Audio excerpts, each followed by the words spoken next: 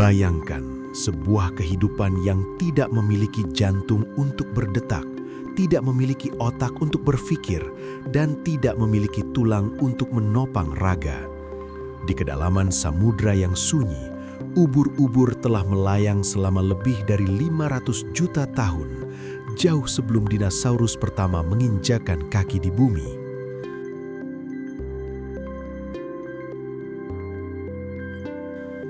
Mereka bukanlah ikan, melainkan sekumpulan air yang hidup. Tubuhnya terdiri dari 95% air, sebuah desain evolusi yang membuat mereka hampir tak terlihat oleh predator, namun tetap mematikan sebagai pemburu. Tanpa otak pusat, ubur-ubur mengandalkan jaringan syaraf yang menyebar di seluruh tubuhnya, sebuah otak tersebar yang mendeteksi cahaya, arus, dan kehadiran makhluk lain. Mereka adalah bukti bahwa kecerdasan tidak selalu membutuhkan pusat kendali untuk bisa bertahan dalam kerasnya seleksi alam. Gerakan mereka adalah tarian fisika yang paling efisien di dunia bawah air. Dengan mengontraksikan payung tubuhnya, mereka mendorong air dan meluncur maju tanpa membuang banyak energi. Sebuah simfoni gerak yang telah sempurna sejak jutaan tahun lalu. Di balik keindahannya yang rapuh, tersimpan ribuan sel penyengat yang disebut nematosista. Dalam hitungan milidetik, sel-sel ini dapat meluncurkan jarum mikroskopis berisi racun yang mampu melumpuhkan mangsa seketika. Bagi sebagian jenis ubur-ubur, racun ini adalah salah satu yang paling mematikan di planet ini. Keindahan yang Anda lihat adalah peringatan bisu bahwa di alam semesta ini, kelembutan seringkali menjadi selubung bagi bahaya yang nyata. Di kegelapan abisal, ubur-ubur menjadi lentera laut. Melalui fenomena bioluminesensi, mereka memproduksi cahaya dari dalam tubuh mereka sendiri untuk menarik pasangan atau membingungkan musuh. Cahaya biru dan hijau ini bukan sekadar estetika. Ia adalah bahasa komunikasi di tempat di mana sinar matahari tidak akan pernah bisa menjangkau. Sebuah pertunjukan cahaya organik di bawah tekanan air yang menghancurkan. Namun, ada satu spesies yang menantang hukum alam, Turritopsis dohrnii. Dikenal sebagai ubur-ubur abadi, makhluk kecil ini mampu memutar kembali waktu biologisnya. Saat terluka atau menua, ia akan kembali ke tahap polip muda, seolah-olah terlahir kembali.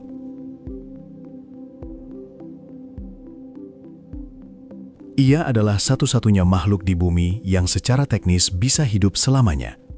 Ia menipu kematian dengan cara yang paling elegan, menjadikannya subjek penelitian paling menarik dalam upaya manusia memahami rahasia umur panjang. Meski tampak pasif, ubur-ubur adalah penyeimbang samudera. Mereka mengontrol populasi plankton dan menjadi sumber makanan bagi penyu laut dan ikan-ikan besar. Tanpa mereka, rantai makanan di laut dalam akan hancur berantakan. Mereka adalah penyintas sejati yang mampu beradaptasi di air yang kekurangan oksigen, tempat di mana ikan lain akan mati lemas. Ubur-ubur adalah pemenang dalam kondisi yang paling ekstrim sekalipun. Namun saat ini, suhu laut yang meningkat memicu ledakan populasi ubur-ubur secara besar-besaran. Ribuan dari mereka memenuhi pesisir, sebuah fenomena yang disebut bloom, yang menjadi indikator bahwa laut kita sedang tidak baik-baik saja.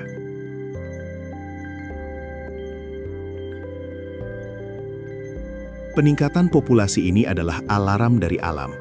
Meskipun mereka tangguh, ketidakseimbangan yang terjadi menunjukkan betapa rapuhnya ekosistem yang kita tinggali bersama.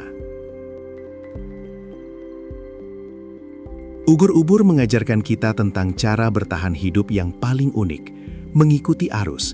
Mereka tidak melawan ombak, mereka menari bersamanya. Mereka membuktikan bahwa keberhasilan tidak selalu datang dari kekuatan fisik, melainkan dari kemampuan untuk selaras dengan lingkungan.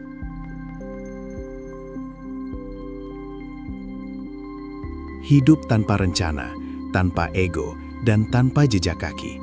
Mereka hanyalah saksi bisu sejarah bumi yang meluncur perlahan dalam keabadian air.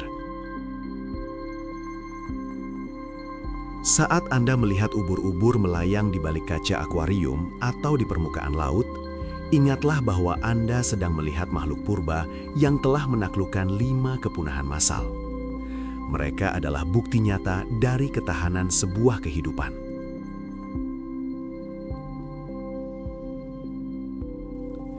Hargailah keheningan mereka, karena di dalam tubuh yang tanpa suara itu tersimpan rahasia tentang keabadian yang mungkin tak akan pernah bisa kita jangkau sepenuhnya.